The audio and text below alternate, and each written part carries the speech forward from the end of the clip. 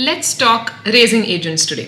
If you find your baked goods failing, you might want to run these tests to know if your raising agents are working well. Baking soda and baking powder for cakes and cookies, and yeast for breads. You might have all of these lying in your fridge or freezer for many months or years, and they might not have expired, but they still can be inactive. Let's run some tests on these to see whether they are active. Baking soda activates with acid, and baking powder activates with heat and moisture.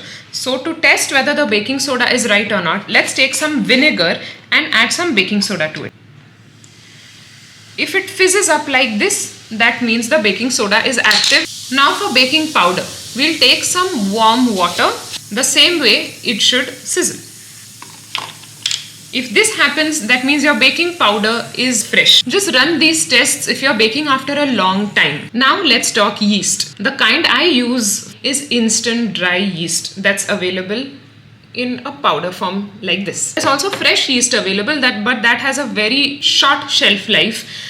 But this can be frozen for a few years. Now, how to choose yeast? There are many brands available online, and to choose the best yeast, I would suggest the ones that come in these vacuum packs. The reason is that yeast is an active ingredient which is very sensitive to heat, light and air. That is why I don't trust the ones coming in jars or in packets, because even a little air inside those jars or packets can affect the efficacy of your yeast. The only drawback is that this comes in a minimum of 500 grams. So you might want to share it with your friends, or I'm coming up with an entire series on baking breads which will ensure that you stop buying breads from outside. I would not be suggesting any brands for this. I have tried every brand that is available online and they are all equally good. Now to check whether the yeast is active or not.